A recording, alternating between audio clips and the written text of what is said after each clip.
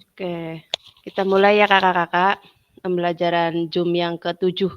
Alhamdulillah sampai sekarang kita udah masuk ke Zoom yang ke-7. Masih semangat kakak-kakak? Masih semangat terus. Semangat terus. Gas. Oke, kita mulai Zoom modul 1.1. Bismillahirrahmanirrahim. Oh, kita belum berdoa ya?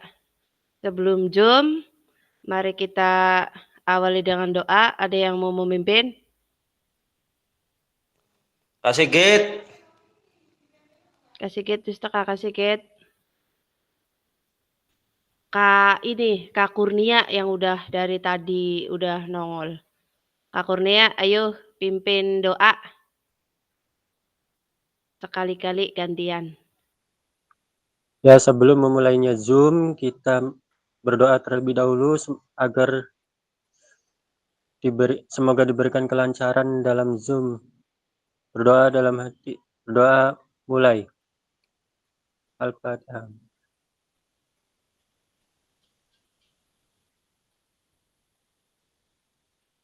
Berdoa selesai. Terima kasih Kak Kurnia udah memimpin doa pada pertemuan kali ini. Oke kakak-kakak, salam dan bahagia. Assalamualaikum warahmatullahi wabarakatuh. Waalaikumsalam warahmatullahi wabarakatuh. Warahmatullahi wabarakatuh. Salam damai, Om Swastiastu, Namo Buddhaya, salam kebajikan, rahayu untuk kita semua di ruang virtual ini. Alhamdulillah pada malam ini kita masih diberikan tatap maya dengan kakak-kakak semua. Masih diberikan kesehatan silaturahmi dengan tatap maya. Lanjut, berikutnya. Ini ada ice breaking. Sebelum kita pembelajaran, ada ice breaking. Kakak-kakak, silakan ambil benda yang terdekat di kakak-kakak. Nanti jelaskan. Benda yang terdekat yang berada di kakak-kakak. Silakan tuliskan di kolom chat benda apa yang kakak-kakak pegang. Yang kakak-kakak pegang nanti kakak tunjukin di layar.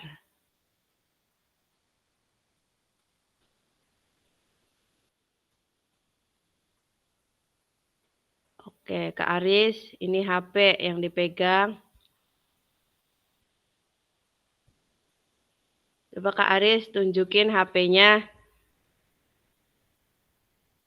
Siap, Kak Fasil. Iya, HP. Itu maknanya apa bagi Kak Aris?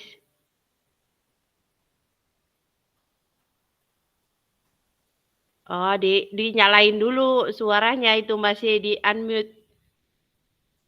Suaranya itu, Kak Aris. Ini sekarang menjadi kebutuhan kebutuhan pokok setelah makan minum. Selalu ada di mana-mana, dibawa kemana-mana ya Kak Aris. Selalu ada di mana-mana. Yang lain? Ada lagi yang lain? Kak Carwadi terpental apa ini? Kak Carwadi sedang megang apa Kak Carwadi? Ini ada Novi. Siapa yang namanya Novi kakak-kakak? Ada yang double akun?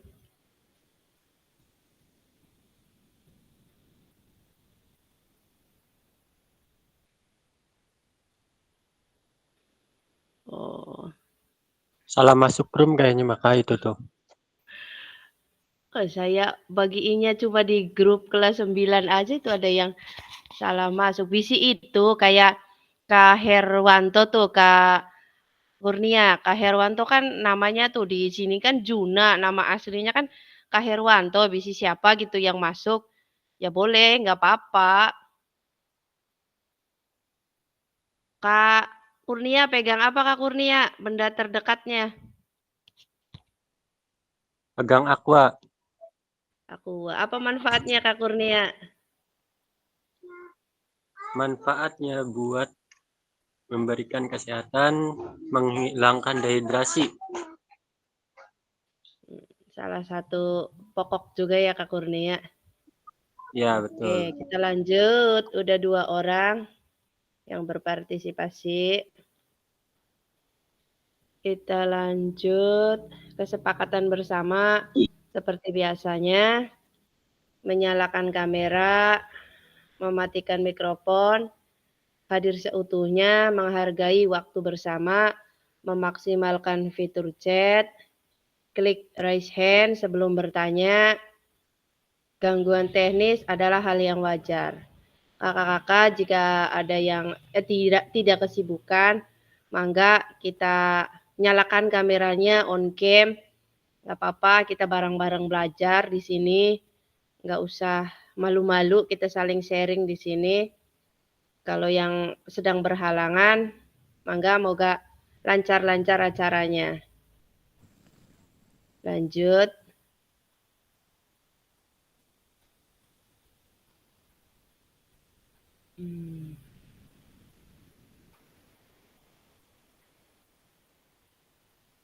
Halo Bapak Ibu, tujuan dari sesi kita kali ini adalah peserta dapat memahami 3 karakteristik utama kurikulum Merdeka serta keterkaitannya dengan prinsip pemikiran Ki Hajar Dewantara. Yang kedua, peserta mampu memahami pengembangan kurikulum PJOK. Yang ketiga, peserta mampu memahami penyusunan program PJOK yang berkualitas backwarding. Ini yang menurut dari backwarding. Tujuannya lanjut. Agenda kita di sesi ini yang pertama itu backwarding, kedua pengembangan kurikulum PJOK, yang ketiga pemikiran KHD dan kurikulum Merdeka. Ini yang poin pertama backwarding. Udah ya kakak-kakak, udah pernah dibahas di modul sebelumnya ya kakak-kakak.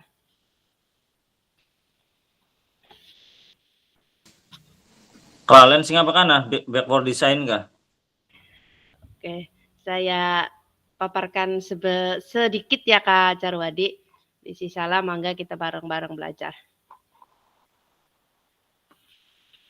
Backwarding ini udah lama ya, dari dulu juga udah ada, cuma kita mulai berkembang lagi, mulai dikembangkan lagi, mulai digunakan lagi materi backwarding. Ngomongin nyeri 4 Kak Jarwadi. Dalam konteks pembelajaran ini, backwarding adalah suatu pendekatan dalam merancang instruksional yang melibatkan perencanaan proses pembelajaran yang dimulai dari identifikasi capaian yang diharapkan dan kemudian merancang langkah-langkah yang dibutuhkan untuk mendapatkan capaian tersebut secara mundur ke belakang. Dalam pengembangan program backwarding ini, metodenya itu sama, yakni seperti yang lainnya. Ada apa kakak-kakak yang awal itu? CP, terus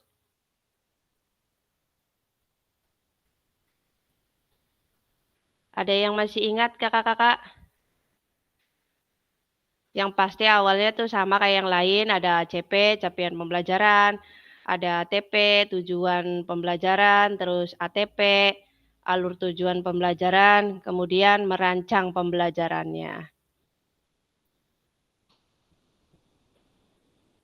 Kemudian dari capaian yang tadi diteruskan dengan bergerak ke belakang, menentukan penilaian, pengalaman belajar, dan aktivitas yang mencapai tujuan tersebut. Singkatnya, backwarding merupakan proses sistematis yang memastikan kesesuaian kurikulum dengan capaian pembelajaran yang diinginkan. Mungkin itu sedikit ulasan dari backward design kakak-kakak. Terus yang keduanya ada pengembangan kurikulum PJOK. Ada yang mau menyampaikan kakak-kakak?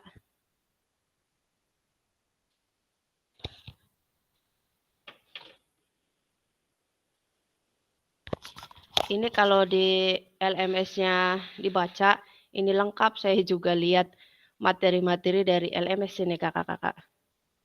Dari pengembangan kurikulum pendidikan, olahraga, dan kesehatan, penyusunan program, sebagaimana sudah kita bahas sebelumnya. Dalam penyusunan ini kita tidak dipaksa mengenalkan konten yang harus diajarkan pada peserta didik dalam konteks kurikulum kekinian yang berbaris standar. Pemerintah pusat hanya menyediakan serangkaian standar sesuai dengan Permendikbudristek nomor 7 tahun 2002 tentang standar isi melalui penetapan capaian pembelajaran yang harus dicapai oleh peserta didik untuk tiap fasenya.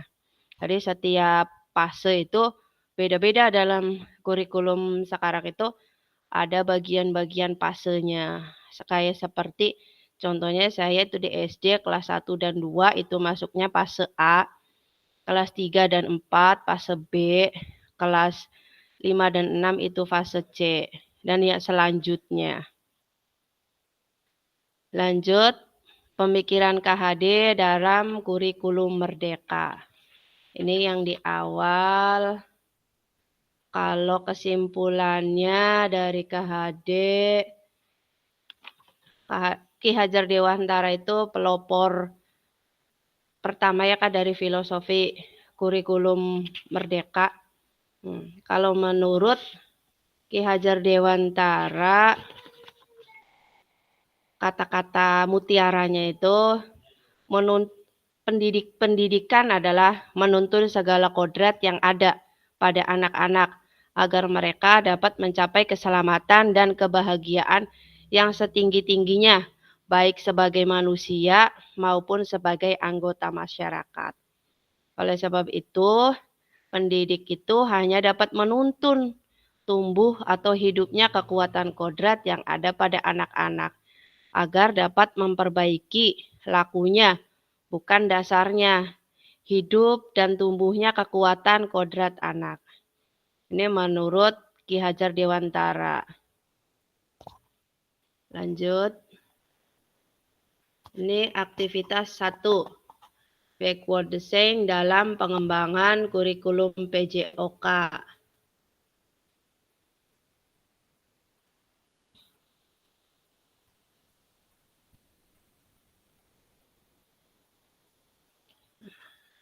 Nih. Menurut Bapak Ibu, menurut kakak-kakak, dari skala 1 sampai 10, kira-kira seberapa dalam pemahaman kakak-kakak tentang kurikulum PJOK? Boleh dituliskan di kolom chat atau langsung raise hand, langsung ngomong kakak-kakak, boleh.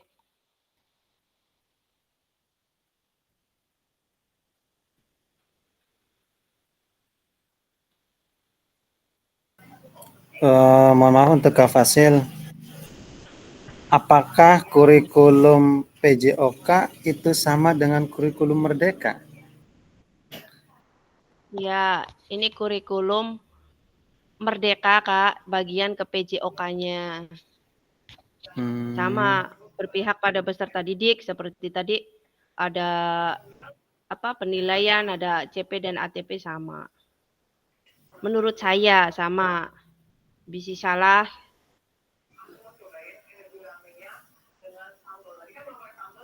Ya, terima kasih Kak Fasil. Kak Aris, seberapa dalam pemahaman Kak Aris kira-kira dari skala 1 sampai 10 dalam kurikulum PJOK? PJOK. Mungkin masih di angka 6.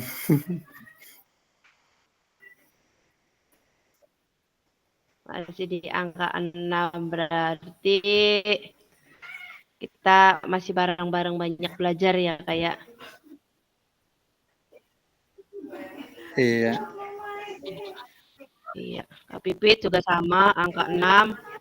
Kita masih emang kurikulum Merdeka itu kita masih belum lama ya kakak-kakak. Apalagi PJOK, apalagi sekarang beda dengan kurikulum 13, adanya pelatihan, adanya apa. Kalau sekarang kita mandiri kurikulumnya. Tidak ada pelatihan khusus kurikulum Merdeka. Semoga dengan banyak belajar, banyak bertanya, banyak mengikuti webinar, banyak mengikuti kegiatan yang lainnya, insya Allah kita akan berkembang dari tahap 6, insya Allah akan menjadi 100. Jikalau ada kemauan dari dalam diri sendirinya. Lanjut.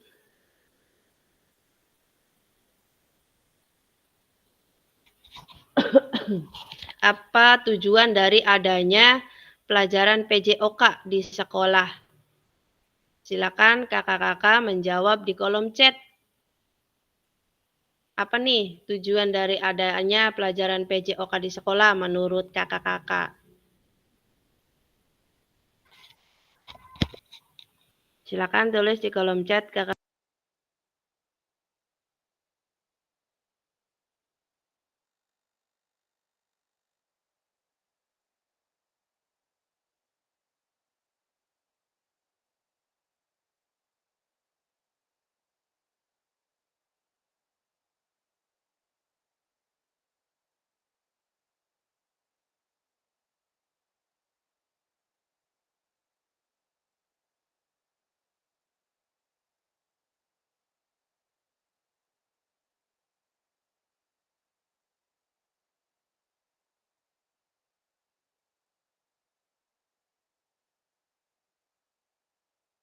Tujuan dari pembelajaran PJOK dulu juga udah dibahas ya kakak-kakak.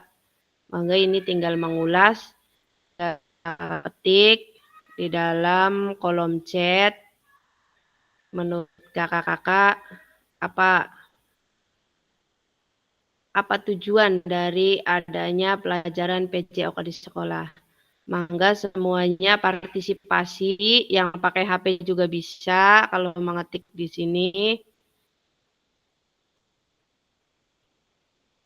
Kalau mengetik di kolom chat semuanya bisa pakai HP maupun pakai laptop. Ini ada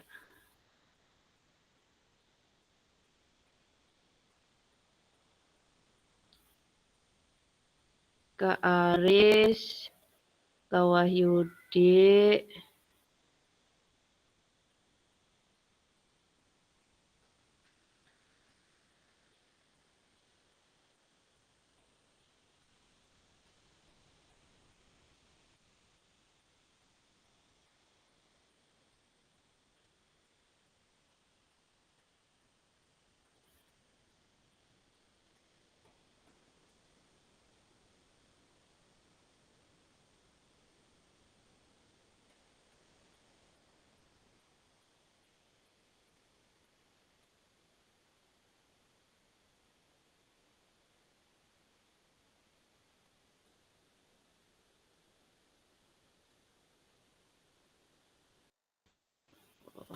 Kak Wahyudi, bacain Kak Wahyudi jawabannya. Nggak usah panjang. Iya Kak, iya. Menurut Yang lebar, tinggal jawaban yang iya tadi. iya. Menurut Kak saya sih Kak Wahyudi gini, ketik aja, eh, iya dibacain. iya iya Kak. Menurut saya sih Kak,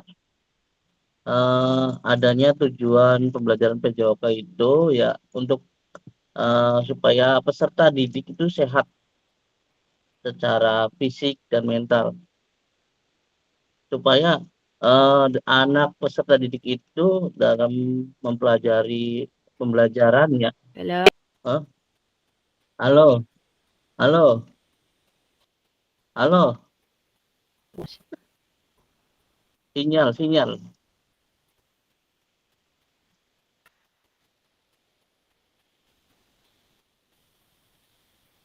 Halo Kak. Ya, Lanjut Kak Wahyudi. Ya, saya ulang lagi ya Kak ya. Boleh Tujuan Kak dari Wahyudi. pembelajaran PJOK menurut saya itu yaitu untuk membentuk peserta didik yang sehat Kak. Ya, secara fisik dan mental. Karena apa? Supaya peserta didik itu tidak mudah sakit atau bermental ya kuat lah dalam menempuh pembelajaran. Jangan sampai Oke. anak-anak kita itu gampang sakit, jarang masuk sekolah atau ya terkena penyakit atau yang lainnya gitu kan. Seperti itulah kurang lebihnya. Iya. Oke, terima kasih Kak Wahyudi udah menyampaikan paparannya.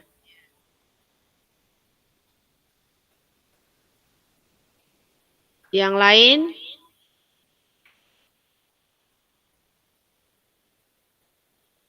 Kak Sigit, ada Kak Sigit?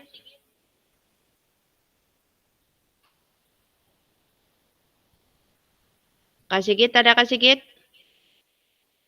Oke. Kak Sigit, boleh sampaikan tadi jawaban Kak Sigit.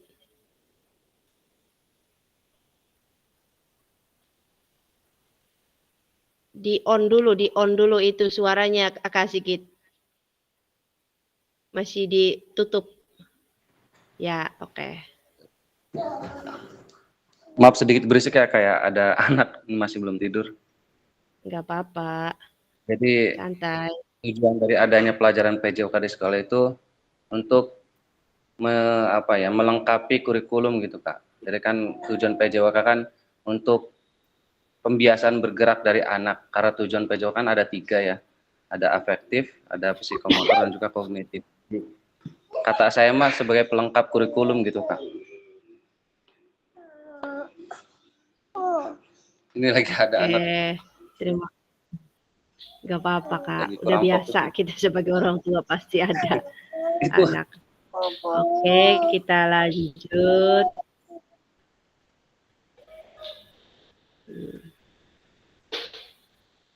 Lanjut, menurut capaian pembelajaran PJOK Kurikulum Merdeka 2024, pendidikan jasmani, kesehatan, dan olahraga bertujuan sebagai pembelajaran bagi peserta didik dalam 1. Mengembangkan, menerapkan, dan mengevaluasi keterampilan, konsep, strategi gerak yang akan menjadi disposisi untuk berpartisipasi dalam berbagai aktivitas jasmani dengan penuh kepercayaan diri,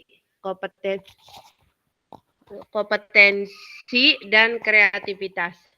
Yang kedua, membantu dan memberi dukungan mereka dalam memilih gaya hidup sehat dan aktif secara jasmani. Yang ketiga, membangun dan menerapkan keterampilan sosial dan emosional melalui konteks pembelajaran yang menekankan nilai-nilai fair play, kerja tim, dan inklusivitas, apresiasi,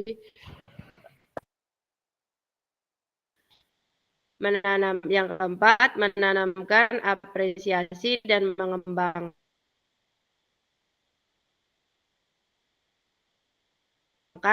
sikap positif untuk aktif secara jasmani sepanjang hayat sebagai upaya peningkatan keseluruhan kualitas hidup. Ini capaian pembelajaran PJOK kalau menurut Kurikulum Merdeka 2024 Kakak. Lanjut. Mari berdiskusi sesuai pertanyaan pada slide berikut ini. Silahkan tulis di kolom chat atau raise hand untuk menyampaikan pendapat kakak-kakak.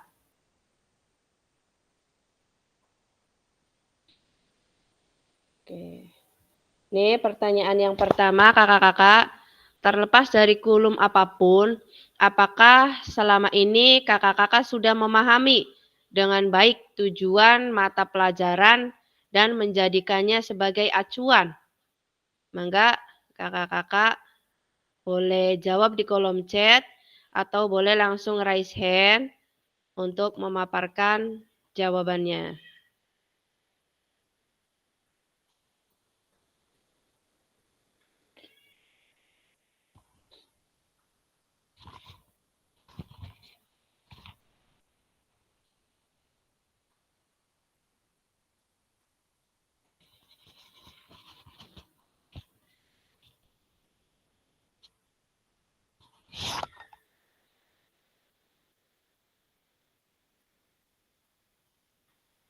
Kak Carwadi boleh langsung ngomong aja Kak Carwadi.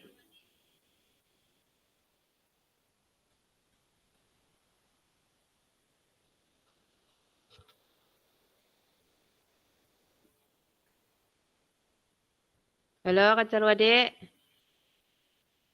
Nggak masuk ke Pak Kak Carwadi.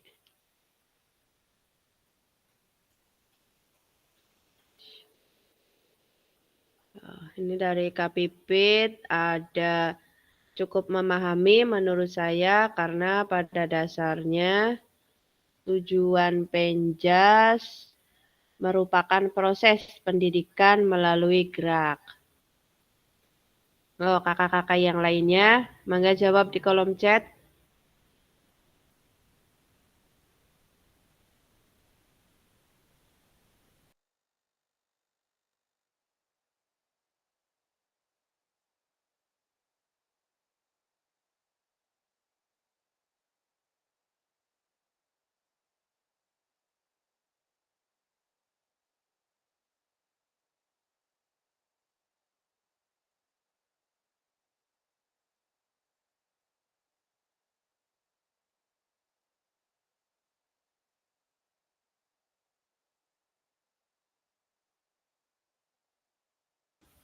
Kak Anwar, ada Kak Anwar?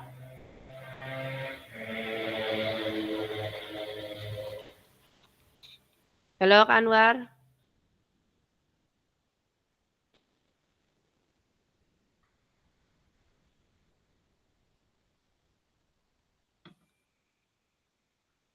Ini baru Kak Pipit aja yang baru jawab. Kakak-kakak yang lain, ayo kita bisa jawab menggunakan HP atau laptop kalau yang ini.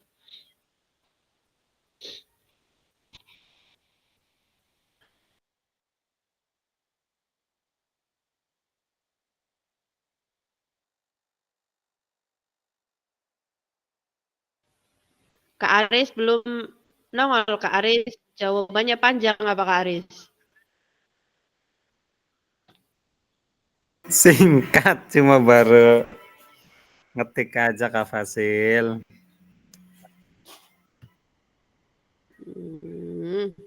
Kirain jawabannya panjang, ini kan nongol-nongol di kolom chatnya.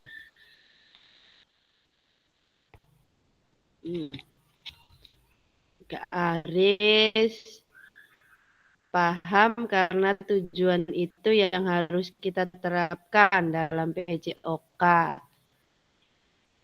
Oke. Yang lainnya mangga nggak usah di searching dulu, langsung diketik aja Kak. Ini asli dari pemikiran dari otak kita, salah dan benarnya, yang penting kita partisipasi.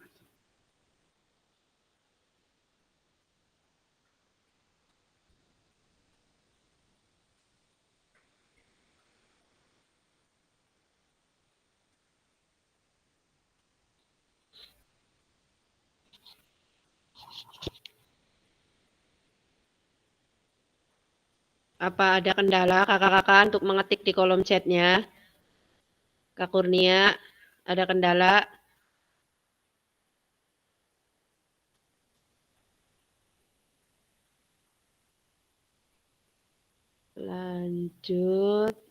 Lanjut pertanyaan berikutnya kakak-kakak.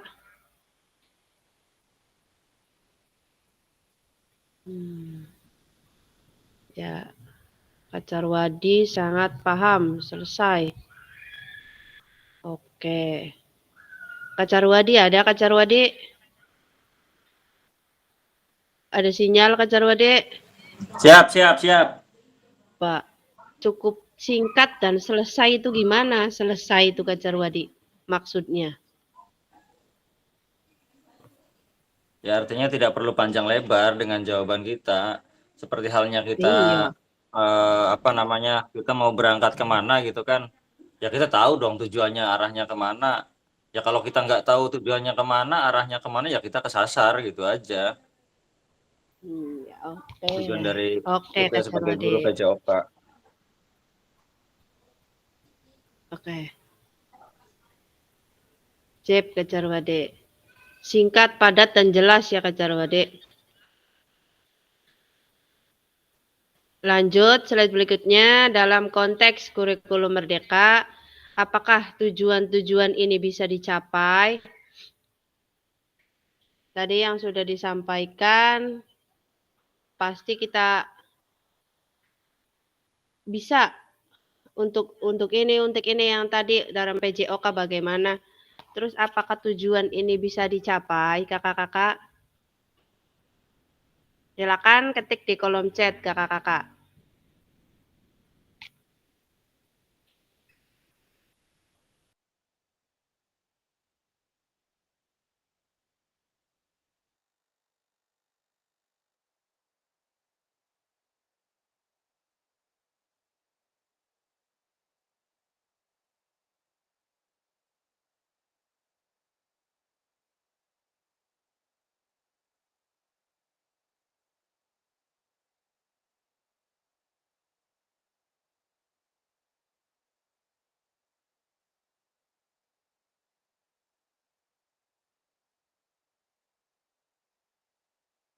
Bisa pipit, bisa.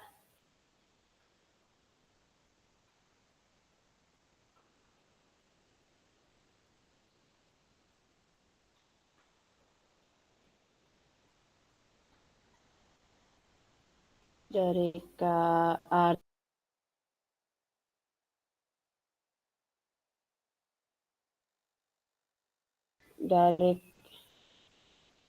dari Kak Aris bisa sekali.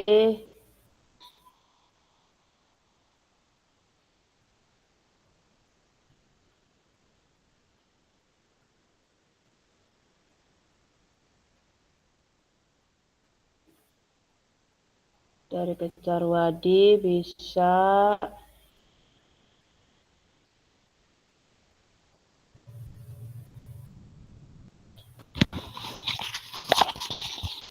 Yang pasti yang membuat capaian pembelajaran itu kita yang tahu kondisi peserta didik juga, kita sebagai pemimpin pembelajarannya ya kakak-kakak,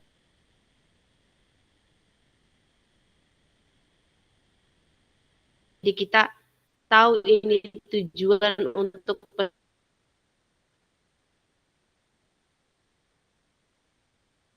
peserta didik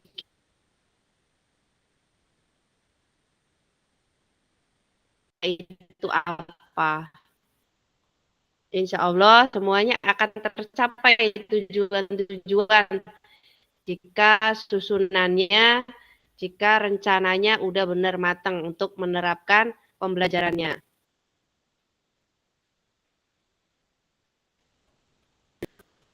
Terima kasih kakak yang sudah berpartisipasi, semuanya berpartisipasi. Oke, lanjut. Memahami tujuan umum penting sebagai acuan untuk memahami muara akhir pembelajaran. Untuk mencapai tujuan umum ini, pemerintah sudah menurunkan ke dalam CP dan mempersilahkan guru atau satuan pendidikan untuk menurunkannya lagi ke dalam TP. Kalau CP kita dari pemerintah ya kakak-kakak. Tapi itu sifatnya fleksibel, kita menyesuaikan dari keadaan peserta didik kita masing-masing pastinya. Terus kita masukkan ke dalam TP. Lanjut. Bagaimana memastikan agar pengajaran yang kita lakukan benar-benar menyasar tujuan pembelajaran?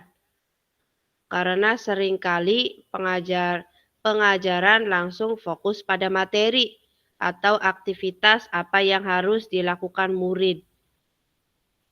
Bagaimana memastikan agar pengajaran yang kita lakukan benar-benar menyasar. Ini mungkin sesuai dengan tujuan itu bagaimana. Karena seringkali pengajaran langsung fokus pada materi atau aktivitas apa yang harus dilakukan. Mungkin ini dari susunannya ya kakak-kakak, mungkinan kebiasaan yang dulu itu kita langsung materi.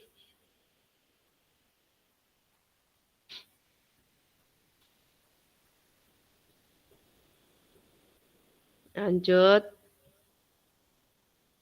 Proses backwarding dalam pengembangan kurikulum secara umum melalui 3 tahap. Tadi backwarding udah ada tujuan yang awal saya sampaikan.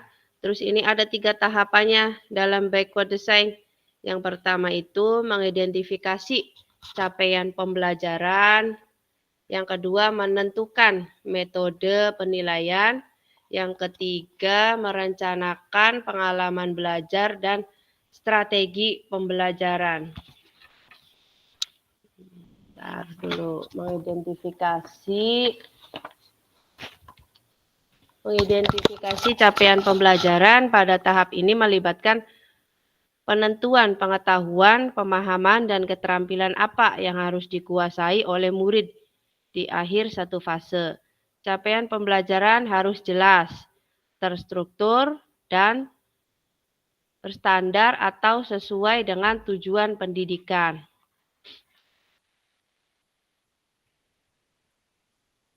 Yang keduanya, menentukan metode penilaian. Penilaian atau metode pengumpulan itu seperti bentuk bukti yang menunjukkan apakah murid-murid telah mencapai tujuan pembelajaran dan capaian pembelajaran tersebut.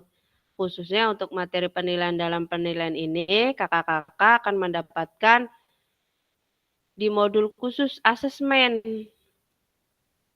Apapun desain penilaian yang akan kakak-kakak lakukan harus memiliki kelencangan dengan capaian pembelajaran, dengan kesesuaian dengan capaian pembelajaran, dan memberikan indikator kecakapan murid yang dapat diandalkan. Yang terakhir, merencanakan pengalaman belajar dan strategi pembelajaran. Pada tahap akhir ini, kakak-kakak akan merencanakan metode mengajar apa yang paling sesuai, konten apa yang menjadi minat murid, dan bagaimana aktivitas ditentukan untuk memfasilitasi keterlibatan dan pembelajaran mereka. Pasti dalam ini tuh merencanakan kita benar-benar yang pertama kita menyesuaikan dari aset yang ada di sekolahnya dulu, ada bahan apanya. Kalau kita memaksakan juga tidak bisa ya kakak-kakak. Lanjut. Pesan kunci dari backward design merupakan proses sistematis yang memastikan kesesuaian kurikulum dengan capaian pembelajaran yang diinginkan. Backward design juga pada akhirnya membantu guru menyelaraskan antara tujuan, langkah pembelajaran, dan penilaian. Ini 3 tahapannya, ada langkah pembelajaran, ada tujuan, langkahnya, dan terakhir adalah penilaian.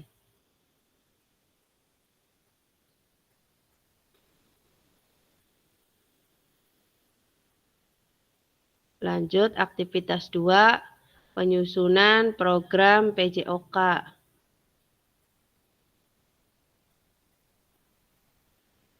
Seperti apa? Oke. Kurikulum berbasis standar. Manakah yang benar? Definisi di bawah ini. Yang pertama, kurikulum merupakan seperangkat aktivitas untuk menguasai keterampilan. Benar atau tidak? Kalau menurut di sini itu salah ya kakak-kakak. Terus yang kedua, buku teks peserta didik dapat dikatakan adalah suatu kurikulum. Ini salah juga. Yang terakhir, kurikulum adalah suatu standar untuk mengetahui apa yang peserta didik harus pelajari, meliputi keterampilan, pengetahuan, dan sikap. Ini dalam PJOK kita tidak hanya keterampilan aja, tapi dalam PJOK juga kita itu mengajarkan tiga keterampilan, ada tiga macam, ada keterampilan, pengetahuan, dan sikap. Jadi kalau kita mengajarkan hanya geraknya aja, itu masih kurang ya kakak-kakak, karena di PJOK juga ada kan ulangan, ada materi sedikit sebelum pembelajaran, mungkin biasanya seperti itu. Lanjut. Komponen kurikulum pada satuan pendidikan pelaksana kurikulum merdeka. Yang pertama itu struktur kurikulum. Yang kedua capaian pembelajaran. Yang ketiga pembelajaran dan asesmen. Yang keempat penggunaan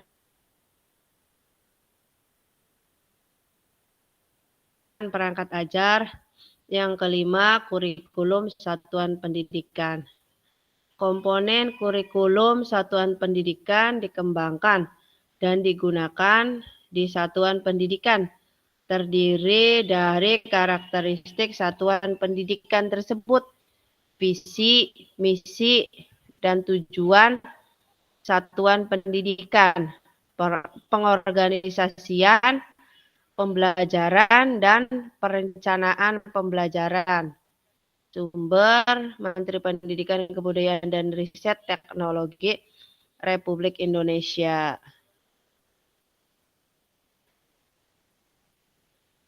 Ini komponen kurikulum pada satuan pendidikannya ada 5 ya kakak-kakak.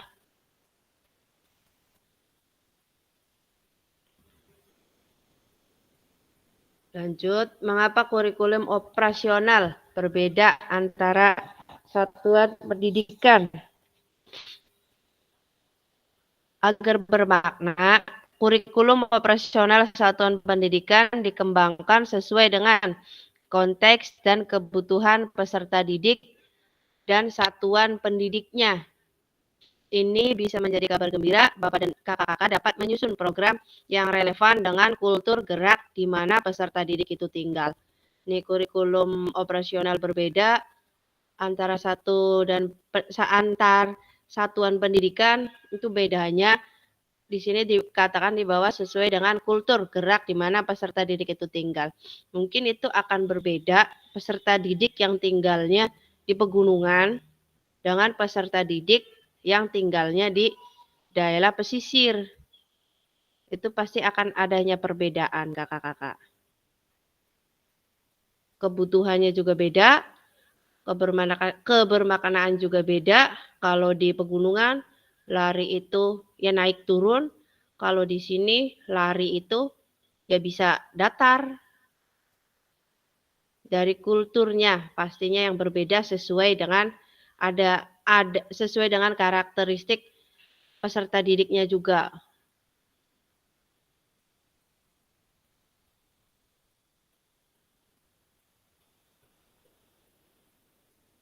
Mari berbagi cerita pada saat Bapak Ibu menyusun kurikulum PJOK. Mungkin dari kakak-kakak di PKG PJOK atau di MGMP atau di apa mungkin ada penyusunan dalam kurikulum merdeka secara bersama-sama kakak-kakak.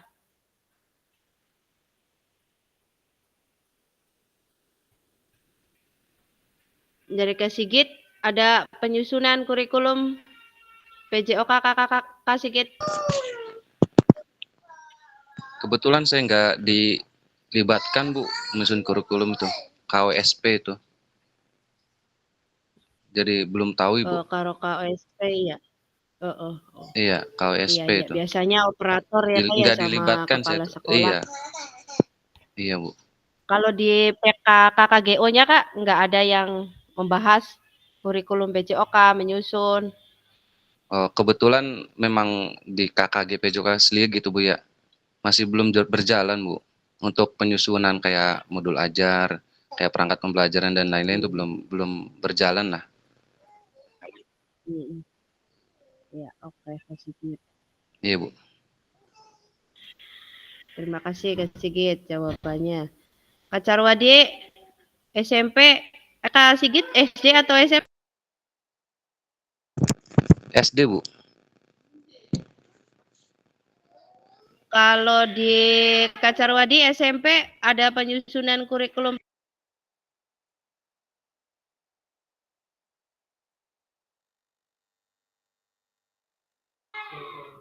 Yang tingkat SMP Kak Kurnia ada penyusunan kurikulum PJOK bersama gitu. SMP atau SMK Kak Dwi Losa, MGMP nih yang biasanya aktif.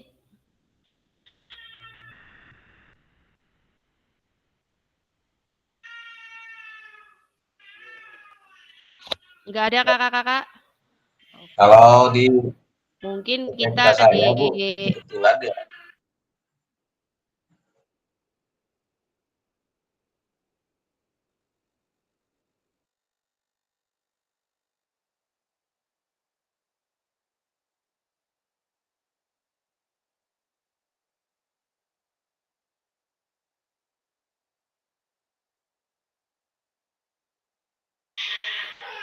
Halo.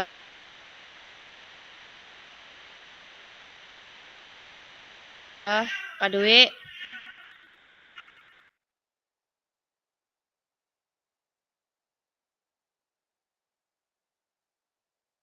Entahlah Pak Kak Dwi sinyalnya.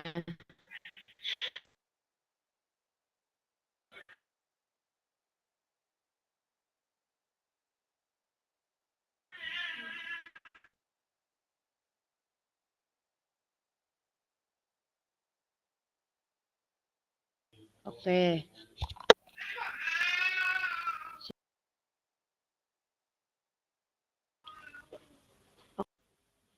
Halo Kak Carwade. Di Iya tingkat Kak, di tingkat SMP ada penyusunan kurikulum bersama enggak? kalau di sekolah saya kalau penyusunannya ada. Cuma kalau bersamanya itu yang kami tidak terlibat. Jadi kalau yang saya lihat juga terkadang penyusunan KOSP itu hanya bersifat administratif.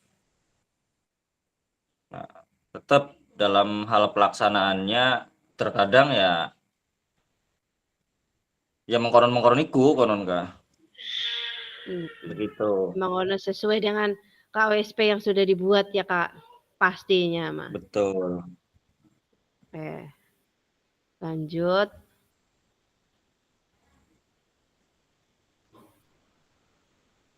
Ini satu, bagaimana kakak-kakak selama ini merancang program PJOK sebagai bagian dari pengembangan kurikulum mata pelajaran PJOK. Ini bagaimana kakak-kakak? Ada yang mau bercerita nggak?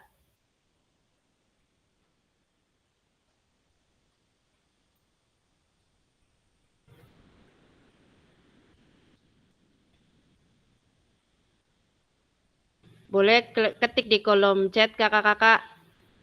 Menceritakan bagaimana kakak-kakak selama ini merancang program PJOK sebagai bagian dari pengembangan kurikulum mata pelajaran PJOK.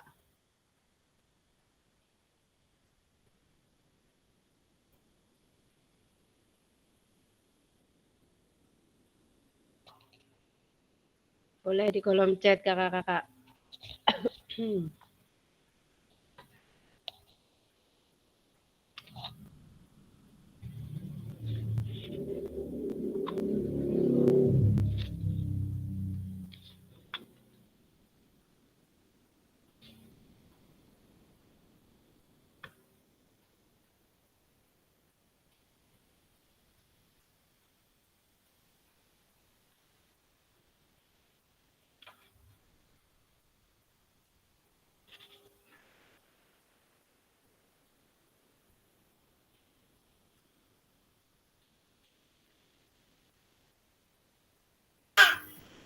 Kak Fasil, pertanyaannya tidak muncul di layar. Muncul. Oh, di saya nggak ada ya. Berarti sinyalnya lagi kurang bagus. Perlu dicek. Muncul, Kak. Muncul? Ada. Nggak ada. Nah, pertanyaannya, Kak, bagaimana kakak-kakak selama ini merancang program PJOK sebagai bagian dari pengembangan kurikulum mata pelajaran PJOK, Kak?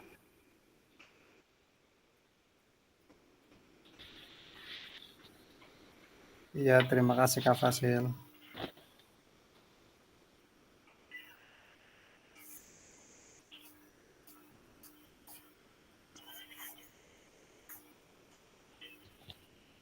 Kata Kak Pipit, ini biasanya kami dilibatkan dalam penyusunan KOSP hanya ditanya tentang KKM.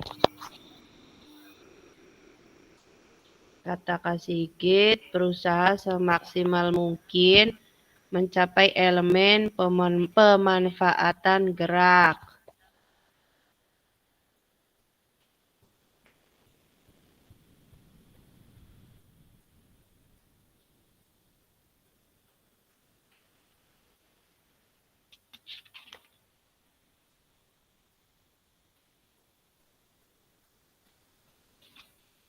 Ya, dari kakak-kakak yang lain.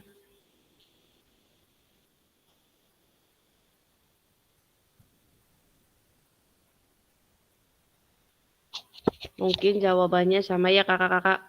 Karena dalam pembuatan KOSP, kita kalau bukan operator atau bukan bagian penyusun kurikulum, jarang terlibat. Oke, lanjut. Oh, ini yang tadi. Yang pertama itu menetapkan tujuan pembelajaran yang jelas, memilih materi yang relevan, edukatif, menggunakan pendekatan pembelajaran yang inovatif, evaluasi dan penilaian pengembangan profesi guru. Ini yang tadi merancang program khusus ke PJOK-nya. Bagaimana pengembangan kurikulum mata pelajaran PJOK.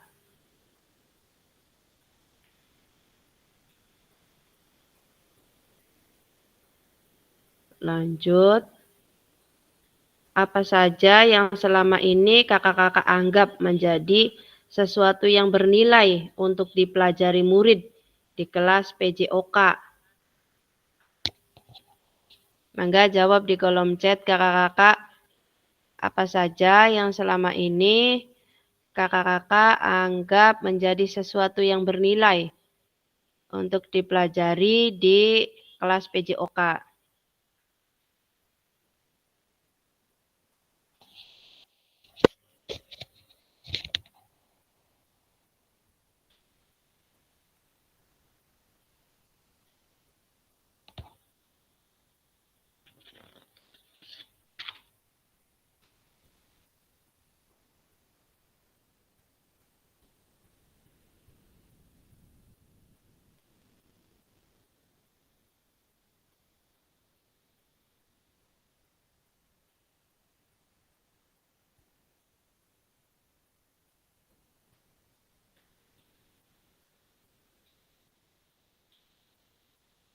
Ke Andi, biasanya kami dilibatkan dalam menentukan pengorganisasian pelajaran dan menyusun rencana pembelajaran. Itu Kak Sigit yang tadi.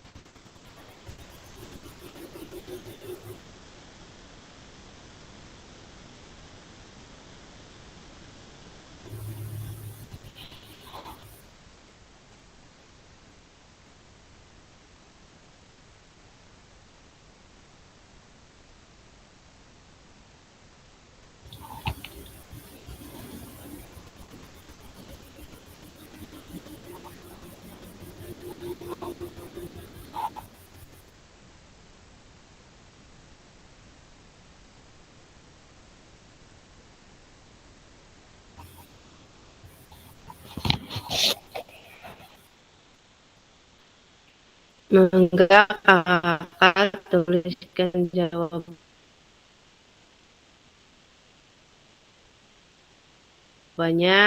di kolom chat.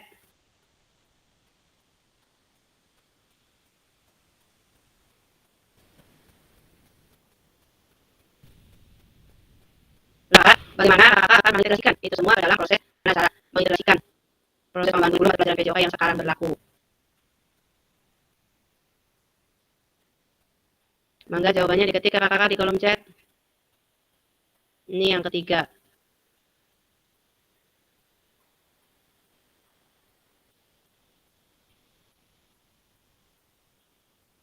Kata Kak Andi, kesehatan dan kebugaran, memahami konsep kebugaran jasmani, pola makan sehat, dan kepentingan menjaga kesehatan fisik.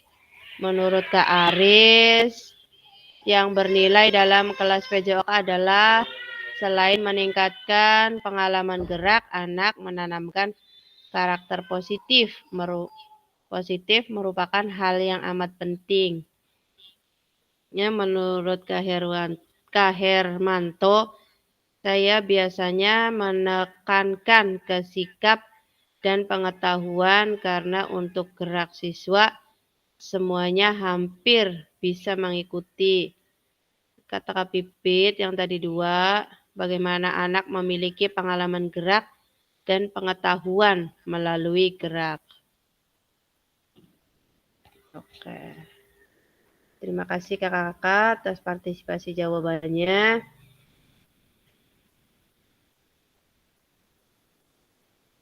Yang kedua mungkin penting bernilainya itu, kalau menurut saya, kalau pembelajaran sekarang itu lebih menekankan kepada karakter, atau kita itu hanya menuntun kepada siswa-siswi kita. Jadi peserta didik itu dapat menanamkan, dapat mencurahkan gitu karakter dia masing-masingnya. Untuk di olahraga itu minat dan bakatnya apa. Terus pembelajaran juga dalam PJOK sekarang itu kan kita berpusat pada peserta didik. Jadi seperti yang tadi dikatakan Ki Hajar Dewantara, kita hanya menuntun, guru hanya menuntun peserta didik. Jadi peserta didik itu dapat mengembangkan bakat dan minatnya masing-masing. Menurut saya. Terus yang ketiga,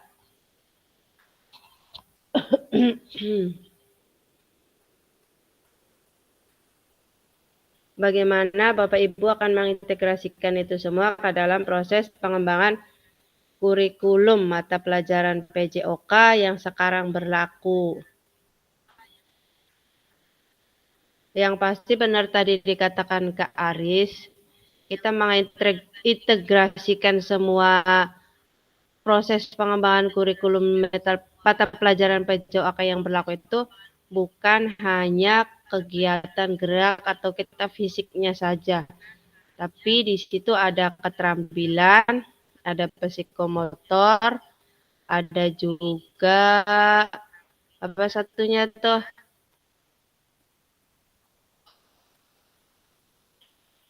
ada mental, emosional, Afektif. yang kalau tidak salah bisa saya. Apa Kak Cerwade?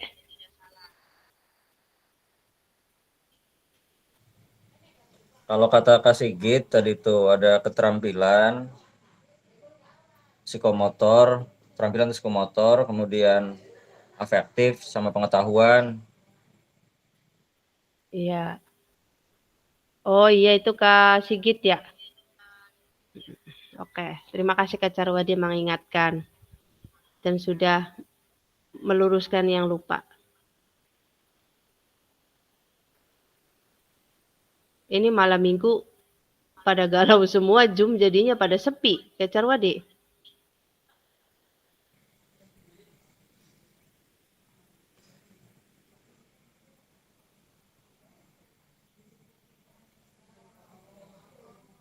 Lanjut, 6 faktor yang mempengaruhi pengembangan program PJOK.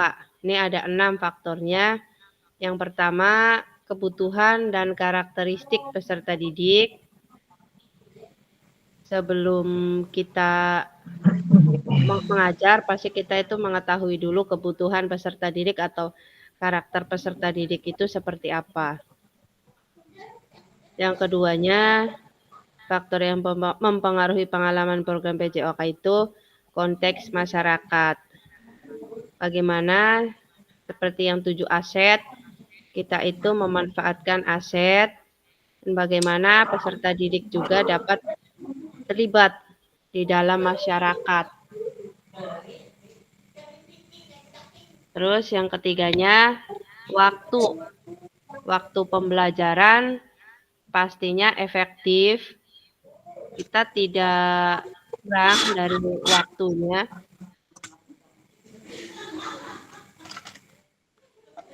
Kita melakukan pembelajaran durasinya sesuai dengan tingkatannya seperti di SD 35 menit, di SMP kalau tidak salah 40 menit, di SMA saya lupa berapa menit Kak Dwi. Alokasi jam pelajaran. Yang kelima, cakupan dan tahapan. Yang keenam adalah teknologi.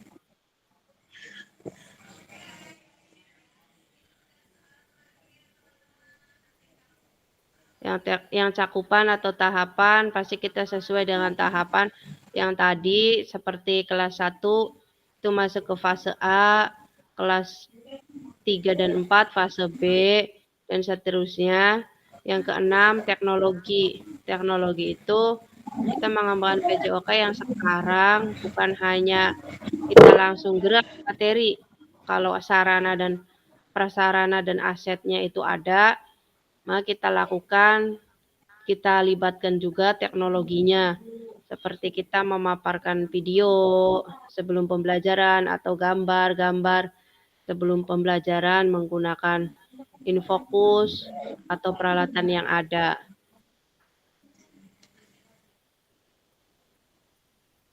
Lanjut. Aktivitas 3, karakteristik utama kurikulum merdeka dan artikulasi Ki Hajar Dewantara dalam pendidikan nasional.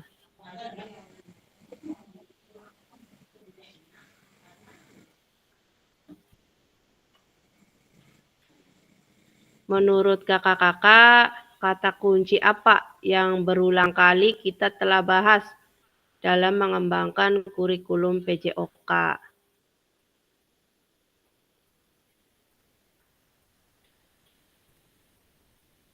Mungkin yang tadi disampaikan kakak-kakak, kita tidak terlibat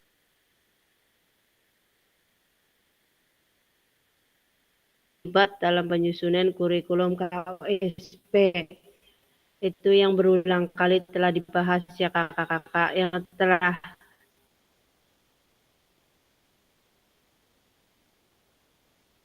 diucapkan dalam penyusunan PJOK.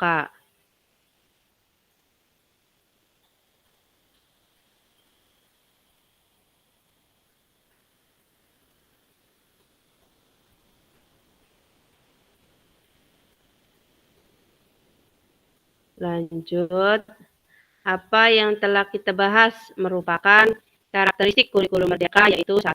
Fokus pada materi esensial, pengembangan kompetensi dan karakter, pengembangan kompetensi sosial, emosional, dan moral peserta didik. Yang ketiga, fleksibilitas pembelajaran. Kurikulum dapat disesuaikan dengan kebutuhan pengembangan kompetensi peserta didik, karakteristik satuan pendidikan, dan konteks lingkungan sosial budaya setempat. Yang ketiga, pasti kita dalam satuan pendidikan itu memiliki visi dan misi yang berbeda, karakteristik pendidikan, karakter siswa dari siswa-siswanya juga pasti berbeda, lingkungan juga beda, mungkin sosial dan budayanya juga ada yang berbeda, jadi kita fleksibel dalam pembelajarannya sesuai dengan karakteristik, konteks lingkungan, dan sosial budaya setempat. Seperti yang tadi dicontohkan, peserta didik yang hidup di pegunungan sama peserta didik yang hidup di pantai pasti itu memiliki karakteristik yang sangat berbeda. Dalam kompetensi sosial emosional juga pasti berbeda. Dalam fokus pada materi, karakter peserta didik mengembangkan kompetensi dan karakternya juga pasti guru itu akan berbeda memperlakukan peserta didik yang berasal dari pegunungan dan yang berasal dari pesisir. Itu pasti sangat berbeda karakternya juga. Apa ada kakak-kakak yang pernah mengajar yang dulunya di pegunungan, sekarang di pesisir? Saya Kak Fasil. Gimana Kak Aris pengalamannya? Iya, dulu ngajar di pesisir, sekarang ngajar di pegunungan. Gimana perbedaannya Kak Aris? Perbedaannya ya dari faktor kurikulum juga berbeda. Kalau di sini ada tambahan di itunya. Kalau di wilayah pantai kan ada apa tuh yang mangrove. Nah, dari situ aja udah kelihatan berbeda dengan Oh, yang di Kak ada Aris di sekarang nggak ada mangrove. sekarang nggak ada mangrove. Itu kan hanya khusus di pesisir. Pesisir. Hmm. Melihat itu aja sudah jauh berbeda. Kalau dari karakter peserta didiknya sama atau beda Kak Aris? Dari sikapnya Beda, gitu, dari jelas wataknya beda. Mm-mm. beda. Gimana Kak Aris? Beda sangat berbeda sekali. Dari gaya bicara saja. Kalau orang pantai kan ya keras sendiri. Pasti Kak Fasil lebih tahu daripada orang yang dari pegunungan. Biasanya lebih berbicara juga lebih halus daripada orang pantai. Itu secara umum. Mm-mm. Kalau karakter yang lainnya mah sama, cuma bahasa nih yang berbeda. Bahasa kita di sini kan bahasa Jawa. Ketika sampai sana pegunungan bahasanya Sunda. Saya sebagai guru harus beradaptasi lagi dari segi bahasa. Apalagi kalau mengajar siswa kelas 1 dengan kapasitas saya berbahasa Jawa, ketika ke sana berbahasa Sunda. Jadinya rooming ketika ngajar di sana tuh awal-awal tuh Kak.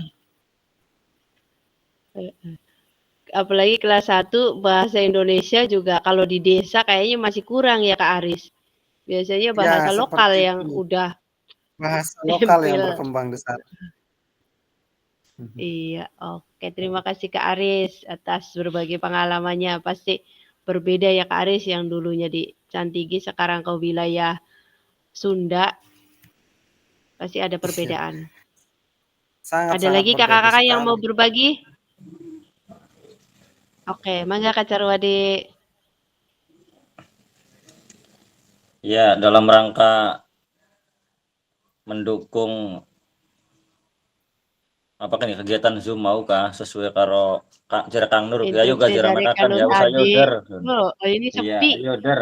Mentang-mentang malam minggu ini. Lagi anak kegiatan dengan apa tinggal nunggu oleh-oleh hebe ora. Iya. Kalau pengalaman saya begini Kak Fasil dan rekan-rekan yang lain, teman-teman, perihal karakter, perbedaan karakter itu jangankan antara daerah yang pesisir dengan daerah pegunungan itu pasti memiliki karakter yang sangat signifikan lah perbedaannya tuh, sangat-sangat berarti. Bahkan di tempat saya di sekolah di SMP itu dari tahun ke tahun antar ya tidak semuanya desa ya kan sekolah saya itu siswanya itu dari beberapa desa gitu. Nah, karakteristik antara desa A dengan desa B itu sudah berbeda. Contoh misalkan desa A ini cenderung dia lebih humble seperti itu. Ada lagi karakter yang kadang lebih urakan anak-anaknya. Jadi memang pembentukan itu tuh betul sekali tergantung kultur di desanya masing-masing. Nah, nanti akan dilengkapi oleh Pak Kapri sepertinya, karena Pak Kapri ini belum lama ini telah mengajar di 2 sekolah yang berbeda. Itu antara walaupun sama-sama masih di Nunuk, saya pikir karakter blok aja itu Pak Fasil dan rekan-rekan yang itu karakternya tuh berbeda sekali gitu antara antar siswanya tuh. Nah, kebetulan SD penunjang saya itu salah satunya adalah dari SD-nya Pak Kapri yang waktu itu di Nunuk 3. Itu antara siswa-siswa yang dari Nunuk 3 dengan dari SD Nunuk 1 itu akan sangat berbeda sekali, perbedaannya sangat signifikan begitu. Kalau menurut saya yang namanya perbedaan karakteristik itu ya betul sangat mempengaruhi begitu. Nanti ditambahkan oleh Kak Kapri. Saya pikir pasti Kak Kapri punya pengalaman yang berbeda di 2 SD, walaupun masih dalam satu desa itu, saya pikir akan sangat berbeda. Mangga ditambahkan oleh Kak Kapri. Mangga Kak Kapri, itu dapat umpan dari Kak Carwadi untuk menambahkan, untuk menceritakan pengalaman yang mengajar di 2 SD. Ya, sebelum Kak Kapri masuk, ini sesuai dengan lingkungan ya Kak Carwadi ya. Meskipun itu beda Betul. blok, tapi tetap berbeda. Berbeda, Kalau setahu saya karakteristiknya di berbeda. wilayah Nunuk itu bloknya kan panjang ya, memanjang, jadi semua itu berhadapan. Rumah tuh ya kayak mungkin ada yang agamis ya kayak mungkin ada yang betul. Iya. urakan. Ya contohnya gini yang aja. lainnya. Antara sekolah tuh karakteristik siswa antara Kayaknya- sekolah yang di perkotaan dengan di pedesaan juga kayaknya Kakak sangat berbeda itu Kak Fadil.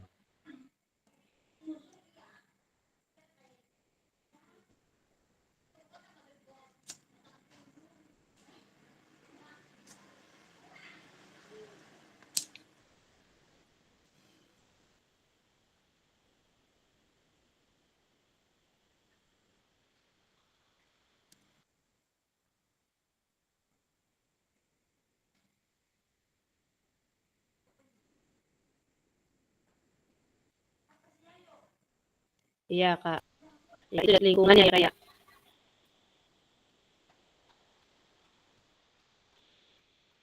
Pak Kapri bisa bikinnya Pak Karawadi soalnya tadi bilang mau bikin. Mohon izin bertanya solusi sebenarnya ya. Kan kebetulan dulu saya itu kan mengajar di SMP, tapi kan setelah beberapa tahun ke belakang ini pindah ke SD. Dulu kan terbiasa dengan siswa yang jumlahnya paling 28, 30 itu paling banyak 35 lah. Saya pikir pas waktu masuk SD ya sekitaran jumlah siswa ya berkisar antara 20, 23, 25 yang paling banyak mungkin sama kayak SMP, dan ternyata di SD yang saya tempati sekarang itu satu kelas itu paling sedikit itu adalah jumlahnya 49 siswa dan paling banyak itu adalah 75 siswa. Menurut Bapak Ibu sekalian, kalau misalkan jumlahnya segitu, kalau dibandingkan dengan rasio guru dan murid aja memang itu sudah sangat jomplang, udah nggak ideal lah ya.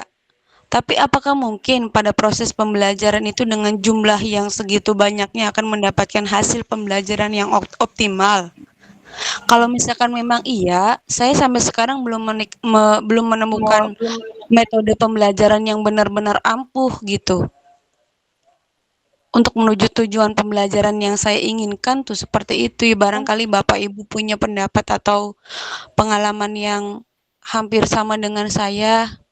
Mangga Bapak Ibu, terima kasih. Mangga kakak-kakak yang mau berbagi pengalaman ke Carwadi itu yang dari SMP ke SD dengan murid yang banyak itu gimana katanya Kak Carwadi?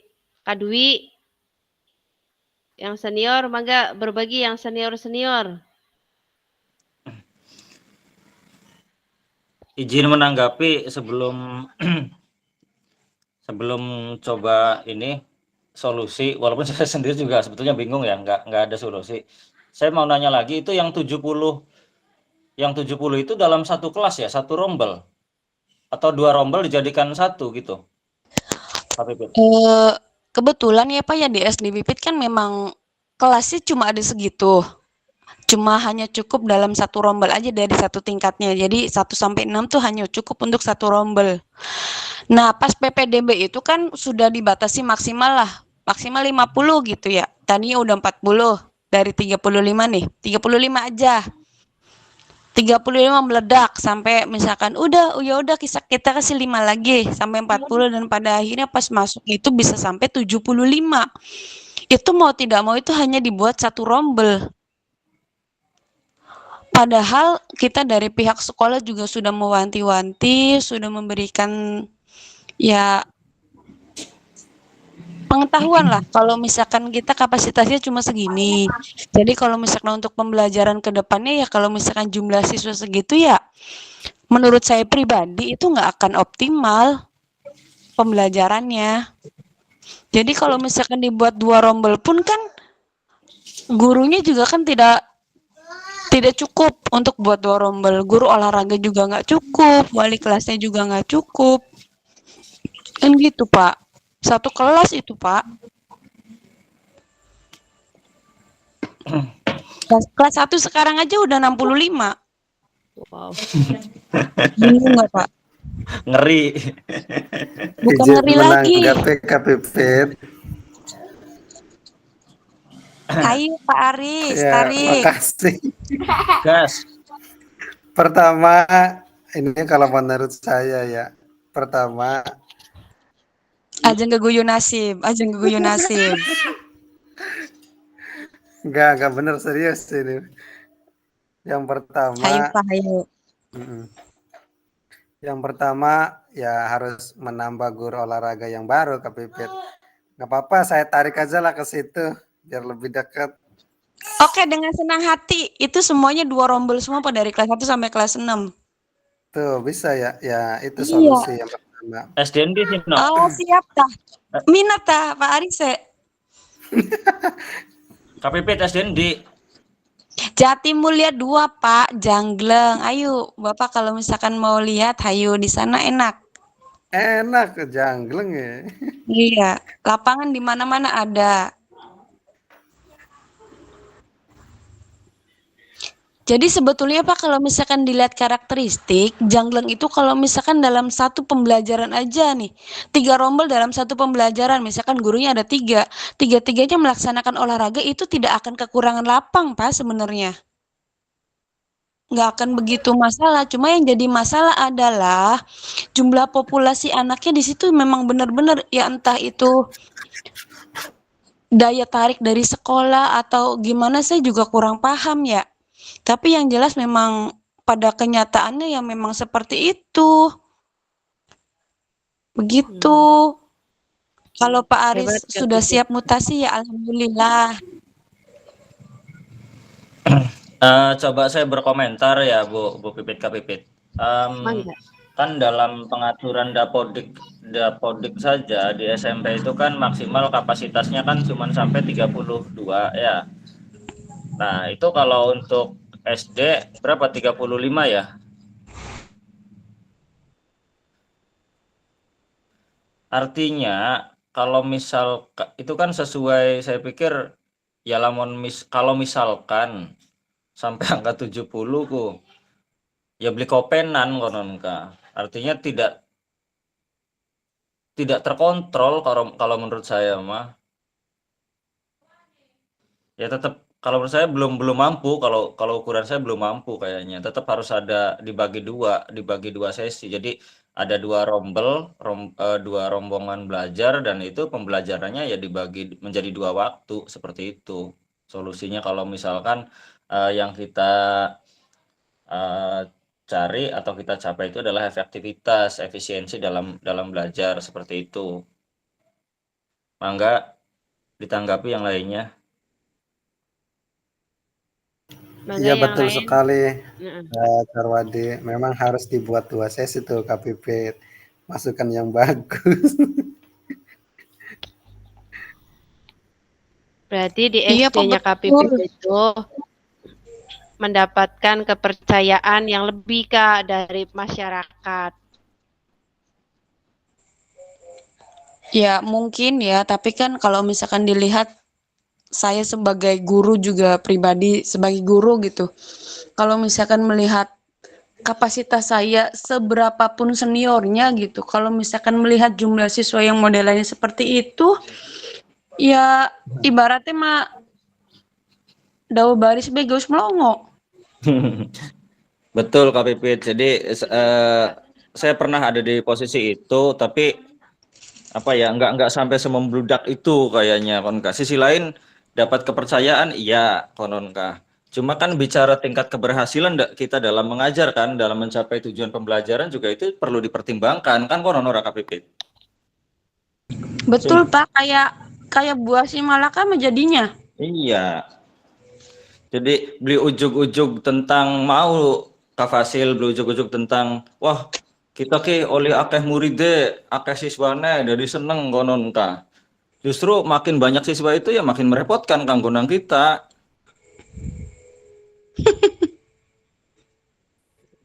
Berarti Kak Carwadi ya sing seneng ku sapa kono Kak. Bakal siswane akeh kok. Kepala sekolah aja. Anak sendal tapi kuning gurie. Aduh. Kalau fasilitasnya Kak Pipit gimana di SD Kak Pipit? Nih, kalau misalkan mau dilihat dari itu Pak, di lingkungan kami itu kalau misalkan dilihat karakteristik siswanya mah ya, memang mereka kan masih banyak lah ya yang namanya pembelajaran olahraga. Intinya gini, mereka masih bisa aktivitas dengan baik sebenarnya. Cuma terkadang dari lingkungan sekitar kita punya fasilitas apapun, kadang kalau tahun-tahun ini belum kejadian lagi ya, setelah terakhir buku itu hilang semua. Buku kurtilas itu baru beli, baru datang berkardus-kardus sama alat peraga hilang semua. Sebelum itu komputer laptop hilang, perinan hilang. Besoknya lagi bola hilang. Besoknya lagi bola voli hilang. Padahal itu tuh sudah, maksudnya mah kita sudah berkoordinasi dengan pihak terkait, perangkat desa atau kepolisian sudah. Cuma ya memang lingkungannya kali ya Pak ya, terlalu luas dan terlalu apa ya? Ya Pak Aris tahu sendirilah Jatimulya 2 kalau misalkan dilihat dari lingkungannya seperti apa. Deket jalan juga, kiri kuburan, kanan lapangan, depan jalan raya, seberangnya ya hutan, keder. Iya, betul. Intinya mah jauh dari pemukiman warga. Tapi kalau dibilang jauh dari pemukiman, Pak, di belakang SD itu pemukiman warga dan anehnya ya memang kan nggak semua warga juga ya maksudnya selalu ngontrol ngawasi sekolah walaupun anaknya sekolah di situ kan, tapi kan setiap orang kan ada titik lengahnya. Sinyal saya hilang kakak-kakak. Ambilin sih sayang.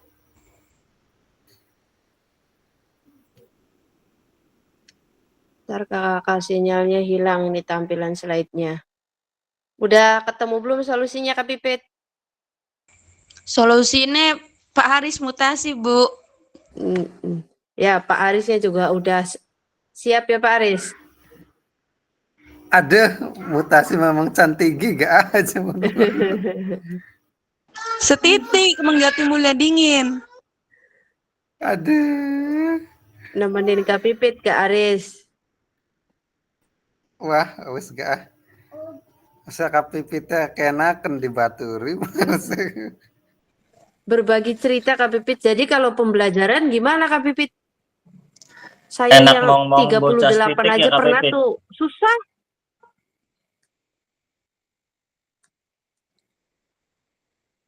Saya yang pernah 38 aja kewalahan. Pembelajaran. Heeh. Sebenarnya kalau misalkan variasi pembelajaran itu, kalau gaya mengajar pasti kalau itu gaya mengajarnya bukan komando, saya rasa itu nggak bisa. Kalau Apalagi mungkin di tingkat kelas, SD ya. nah iya betul. Kalau misalkan mungkin kelas 4, 5, 6 kan mereka sudah sadar akan diri sendiri, jadi mungkin sudah bisa ya dengan menggunakan metode lain. Tapi kalau untuk kelas 1, 2, 3 ya memang ya harus gaya komando mau tidak mau. Soalnya kalau Iya. misalkan balik lagi Kak, kalau misalkan kita diminta sesuai dengan kurikulum kan anak biarkan itu cari sendiri ya. Dengan jumlah yang seperti itu ya saya rasa nggak bisa, bukannya belajar nanti ya anak-anak tujuan pembelajarannya nggak dapet. Seperti itu. Iya. Benar, Kak. Dengan jumlah yang banyak, boro-boro tujuan pembelajaran tercapai. Iya, Anaknya tidak pada kabur ke kantin atau kemana juga masih tetap dalam pengawasan kita juga alhamdulillah kayaknya. iya kan 1 udah baris nih, 10 udah baris. Nah, kan masih ada lagi tuh 50 di belakang. Setengah udah beres nih baris. Yang belakangnya udah hilang lagi, yang depannya apa lagi? Ya udah kalau misalkan nah kalau kelas 1 ya kan kemarin ada bahasan banyakan fluid apa banyakan mulut. Ya sekarang nih banyakan fluid. Mulut juga sama-sama banyak, makanya ya harus dibutuhkan tenaga ekstra untuk mengajar dengan jumlah yang seperti itu. Mulut Izin juga pengen menambahkan, masuk. Mangga Bapak. ada satu analogi lah kalau menurut saya begini. Tadi kan ya sebelumnya kan lebih banyak fluid atau lebih apa tadi kah perbandingannya kah fluid Banyak mulut. komando ya karo siswa yang aktif seperti itu ya. Ada satu analogi begini. Itu tergantung tingkat kebutuhan, tergantung karakteristik siswa juga. Tadi tergantung kapasitas siswa juga, kapasitas jumlah murid juga. Ada satu analogi, contoh HP zaman dulu itu kan bukan berarti tidak baik. Betul yang namanya HP Android itu bagus, teknologinya baik kononku. Cuma kalau misalkan dipakai hanya untuk sekedar komunikasi, nggak usah ngirim gambar, saya pikir akan lebih efektif, efisien ya HP zaman dulu juga. Artinya kan tidak mesti bahwasannya metodologi pendekatan yang terbarukan itu kan cocok juga diterapkan di setiap wilayah kalau menurut saya begitu. Jadi baik yang namanya perkembangan ilmu pengetahuan itu baik, cuman belum tentu juga diterapkan di satu wilayah tertentu. Saya sepakat dengan Kak Pipit. Kondisional saja kalau menurut saya mah. Sing penting mah ngomong ya intinya ngomong bocah ora konon enggak. Kalau menurut saya seperti itu Kak Pipit. Saya sepakat, saya setuju dengan Kak Pipit. Jadi tidak terlalu dipaksakan begitu. Nggih Pak, terima kasih masukannya. Terima kasih Kak Carwadi atas sanggahan tambahannya. Mungkin dari teknologi itu dari zaman dahulu juga ada ya Kak ya. Sampai sekarang juga ada. Itu mengirim gambar baik dan tidaknya itu tergantung dari kita manusia itu yang memanfaatkannya. Memanfaatkan teknologi itu untuk apa. Mungkin kembali ke pribadi masing-masingnya ya Kak Carwadi. Kalau menurut saya bukan ke pribadi kita sebagai pengajarnya, Kak Fasil, tapi kita itu kontekstualnya adalah bagaimana kondisi tadi kan sesuai dengan karakter. Yang namanya karakter itu hubungannya bukan hanya tentang karakteristik spesifikasi lah gitu kan. Jumlah siswanya seperti apa gitu.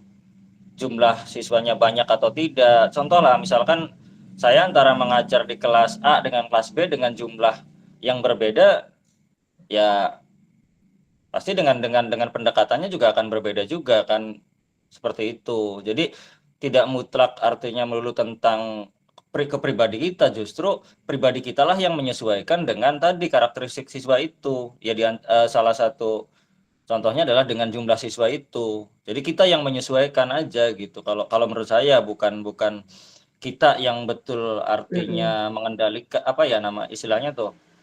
Bukan tergantung kitanya, justru Iya. kita itu tergantung kondisi siswa lah seperti itu. Kalau menurut saya begitu. Ya, benar Kak Jarwadi, sesuai dengan karakteristik setiap kelasnya aja berbeda. Apalagi di dalam kelas itu banyak orangnya dan berbeda-beda juga ya Kak Jarwadi.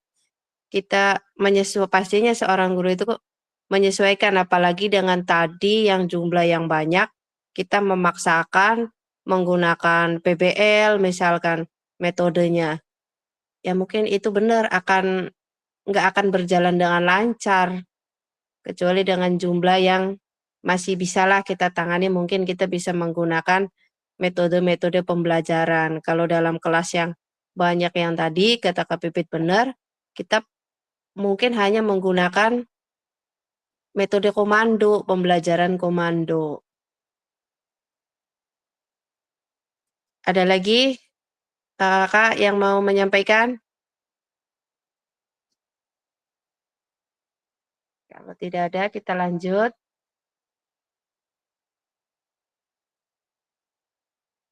Apa yang telah kita bahas, mari kita diskusikan pemikiran Ki Hajar Dewantara secara lebih jauh dan mengaitkan dengan karakteristik kurikulum merdeka.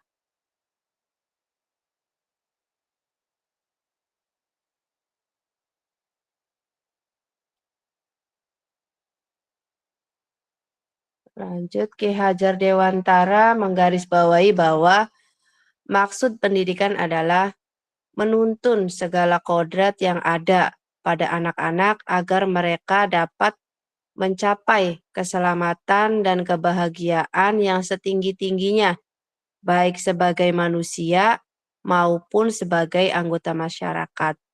Oleh sebab itu, pendidik itu hanya dapat menuntun tumbuh atau hidupnya kekuatan kodrat yang ada pada anak-anak agar dapat memperbaiki lakunya, bukan dasarnya, hidup dan tumbuhnya kekuatan kodrat anak.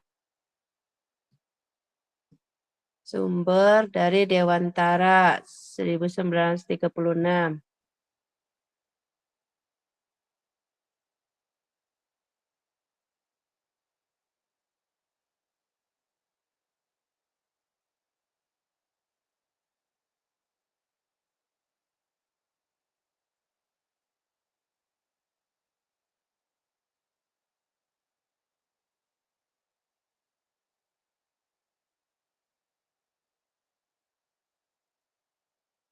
Ini yang terakhir pada akhir sesi kita hari ini Bapak Kakak-kakak. 1. Peserta dapat memahami karakteristik utama kurikulum merdeka serta karakter keterkaitannya dengan prinsip pemikiran Ki Hajar Dewantara. Peserta mampu memahami pengembangan kurikulum PJOK.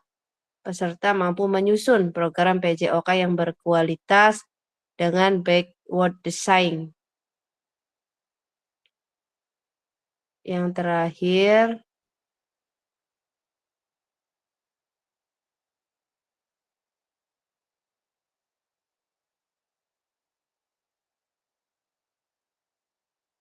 ini ada refleksi ya kakak-kakak. Kita mengisi Padlet untuk refleksi Zoom ini. Setiap Zoom itu kita biasakan ada refleksi. Jadi refleksinya mohon diisi. Ini itu jawabannya langsung mengeling di drive BBGP-nya. Yang tidak menjawab ya pasti tidak ada. Kalau LMS emang itu udah tugas wajibnya kakak-kakak. Kalau yang ini link-link Zoom adanya hanya ketika kita Zoom aja. Bentar, saya kirim linknya kakak-kakak. Mangga isi, ini bisa menggunakan HP juga kalau Padlet.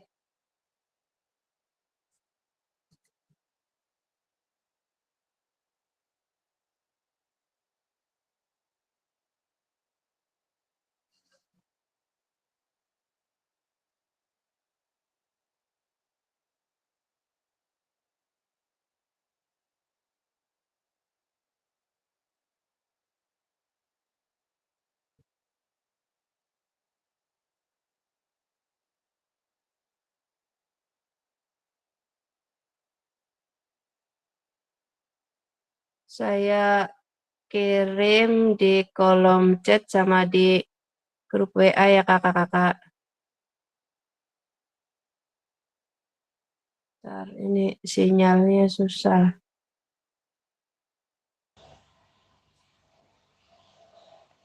Kacar wade, mende kacar wade, raka suarane ke.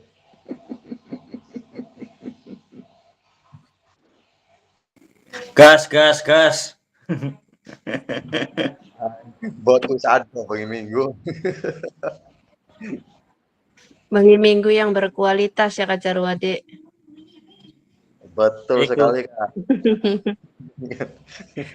Berkualitas, tapi itu anak-anaknya udah pada nungguin liburan. Wis diteleponi bae ki nang batur-batur mah. Gapleannya kurang siji je. Aduh. Iya. Wayahna ini.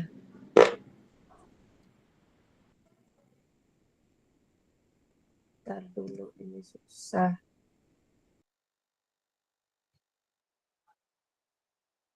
Sinyalnya kalau udah malam minggu rebutan.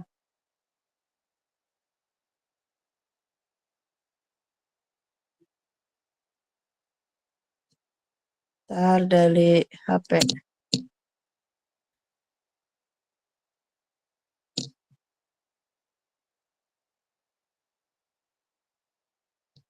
Saya kirim di itu WA dulu ya kakak-kakak.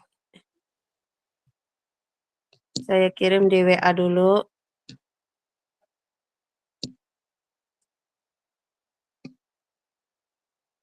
Maka kakak-kakak langsung dibuka.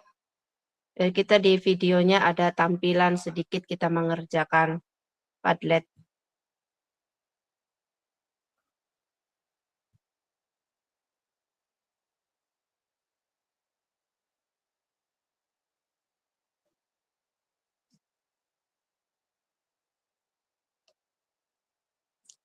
Bisa ngebuka kakak-kakak linknya. Dari HP juga ini bisa.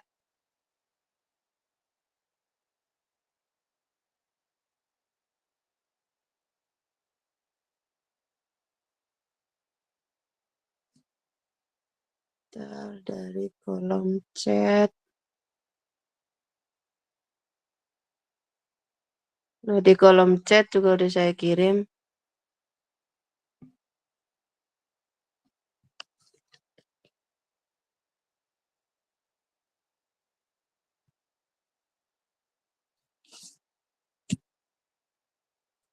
Nanti saya coba sedikit tampilin.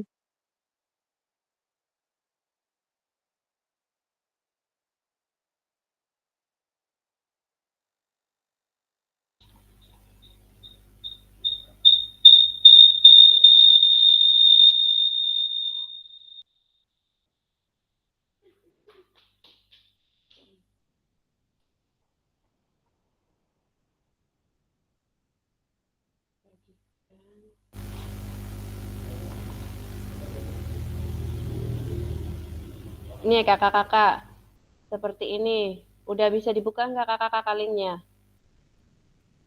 Kalau misalkan yang menggunakan laptop, kita bisa tekan di samping soal tuh, ada tulisan, ada lambang logo plus tuh. Bisa kita klik di situ. Kalau yang menggunakan HP, kita tekan yang agak lama, soalnya nomor 1 atau 2 dan 3, kita tekan yang lama. Misalnya mau mengerjakan soal nomor 1, kita tekan soal yang lama. Nanti juga muncul, situ tuh ada tulisan, apa ya, ada dua macam pilihan. Kalau yang menggunakan HP ada tulisan berpartisipasi kalau nggak salah tuh.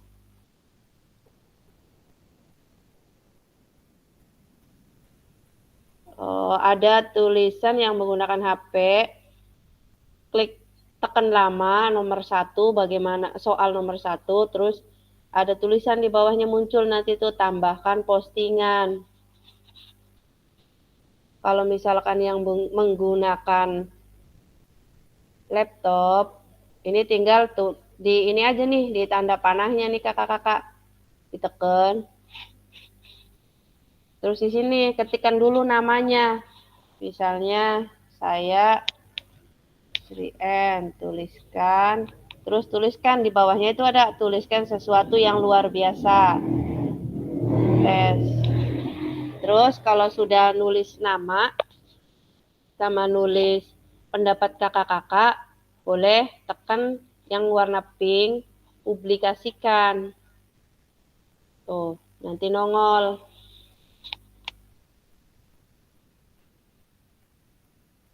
Kak Aris, bisa Kak Aris? Bisa Kak Fasil? Oke. Kak Pipit bisa Kak Pipit? Lagi diisi. Oke, berarti bisa mengakses semua ya kakak-kakak. Boleh sambil mengisi.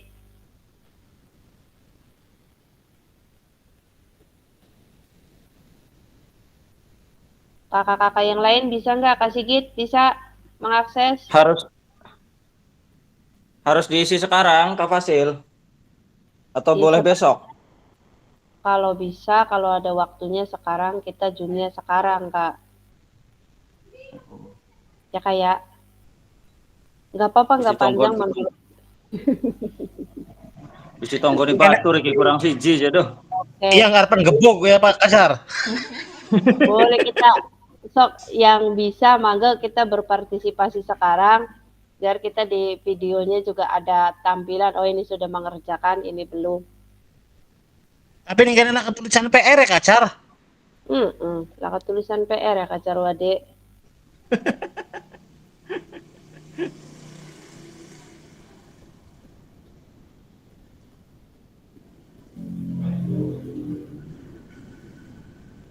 Boleh yang bisa mengakses. Yang diisi yang mana Kak? Ini ada 3 pertanyaan Kak. Itu kayak contohnya saya nama itu saya terus itu jawabannya saya tes aja coba. Terus yang Cara nomor 2 ngisinya dan gimana? nomor 3 Kakak menggunakan apa Kak? HP atau laptop? Oke. Kalau menggunakan HP, ini tekan soalnya itu yang lama, nomor 1 misalkan mau ngerjain nih, tekan soal nomor 1 yang lama. Nanti muncul tambahkan postingan. Muncul nggak Kak? Oh iya, tambahkan postingan. Iya, nanti yang di atas itu subjek itu nama ceritanya. Misalnya Kak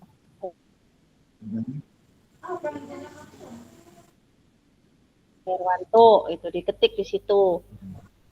Namanya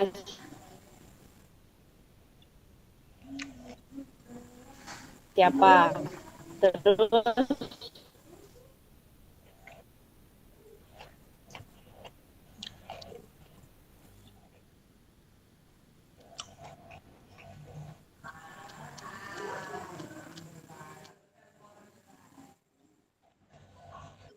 Terus publikasikan kalau udah apa ya?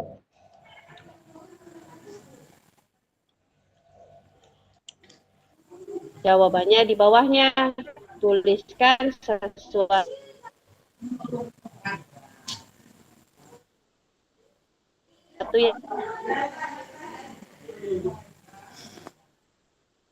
yang luar biasa tuh. Gimana Kak Carwade?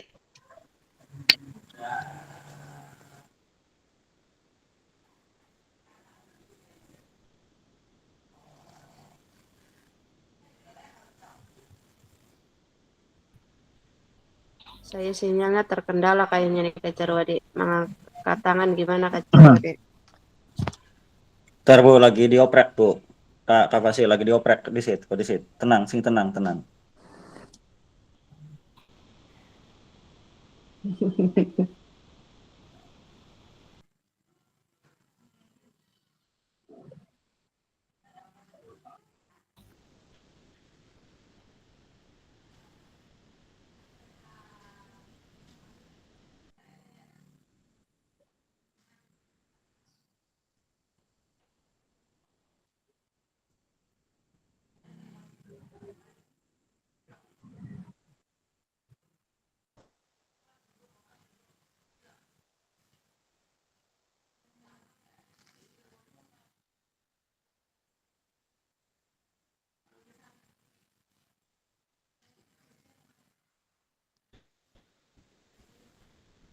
Bisa, Kak?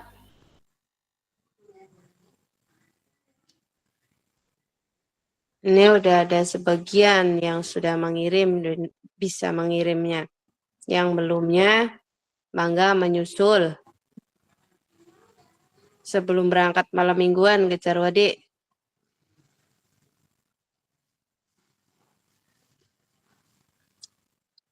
Tujuan dilakukan. Jadwalnya balik, Bu. Ya, boleh yang lainnya menyusul. Kalau sudah, boleh kita akhiri Zoom yang sekarang. Jangan membaca doa. Mungkin dari kakak-kakak ada tambahan atau masukan, pertanyaan atau apa dalam Zoom ini, atau langsung doa, atau mau cerita-cerita dulu kakak-kakak?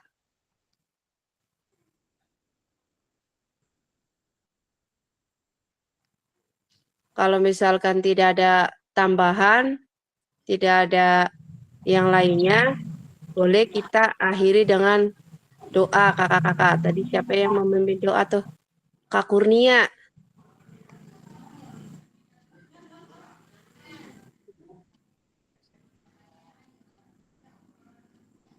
Ya, hadir, Kak. Oke. Mangga Maaf, Kak, Kak Kurnia durasi soalnya. pimpin doanya. Ya, sebelum mengakhiri acara Zoom kali ini, alangkah baiknya kita berdoa terlebih dahulu agar semoga Zoom kali ini bermanfaat dan membawakan hasil. Berdoa dimulai. Bismillahirrahmanirrahim. Ya. Doa selesai. Terima kasih Kak Kurnia atas doa pimpinan doanya, dan untuk kakak-kakak Sama-sama, semua, mohon maaf jika penyampaian dan pemaparannya masih kurang jelas, karena saya juga masih belajar Kak Carwadi, karena di sini kita bareng-bareng untuk berbagi pengalaman dan bersharing-sharing, kita belajar bersama.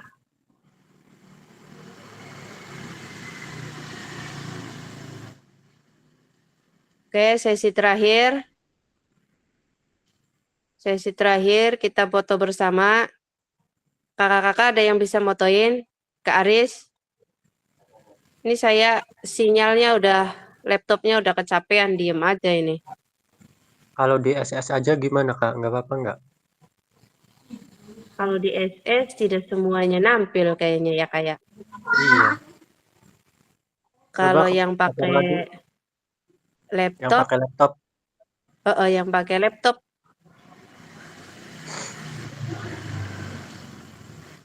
Kanur pakai apa Kanur? HP atau laptop?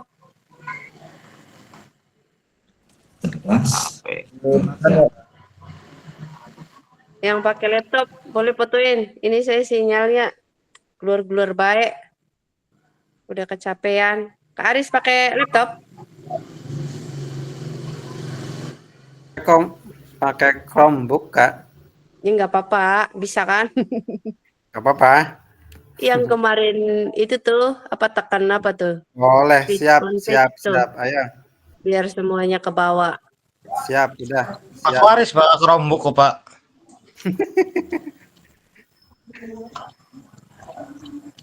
Siap, gaya. Masuk.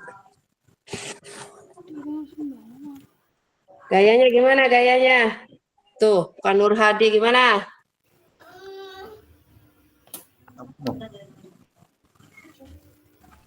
Foto tangannya lagi mangan. Siap.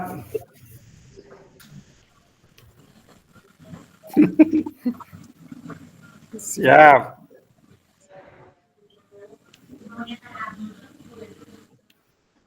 Satu. Waduh, iya ya. 1, 2, 3. Awas gangkai ku. Iya, Tangan hati-hati. ku.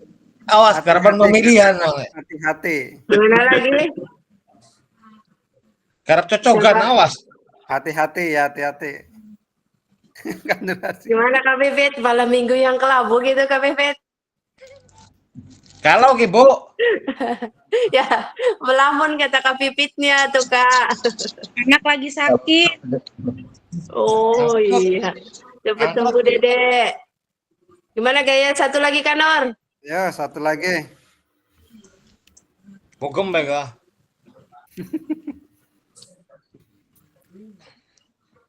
Pecah kuno. Ayo, siap. 9. 9.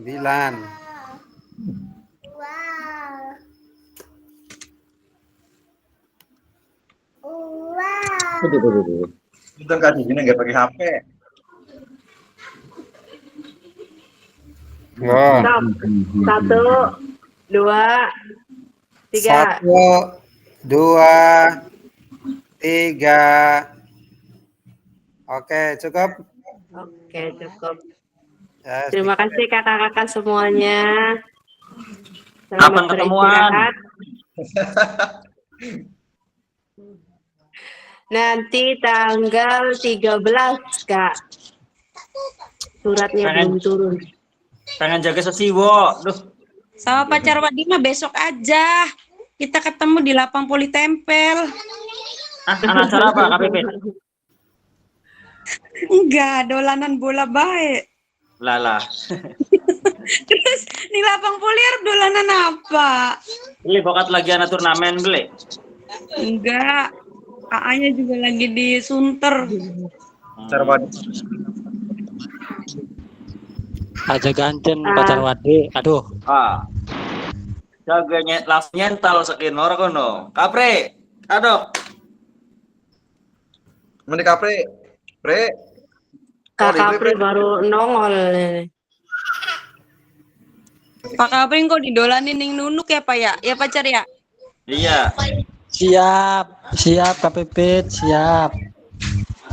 Kak Fasil buat arep mene alok-alok dikit, pedesannya tak sediakna maksudnya makono. Oh, tuh Kak Pipit udah disediain. Senang kita pedesan Nunuk kah? Ya terkenal, Bu. Kak Pipit terkenal. Soalnya kita pernah nyasar ngeliat pedesan pun. Ya wis Lur, permios. Yo. Pak, mangga. Masuk sangat nggih. Nyuwun di Pangapura. Assalamualaikum. Waalaikumsalam warahmatullahi wabarakatuh.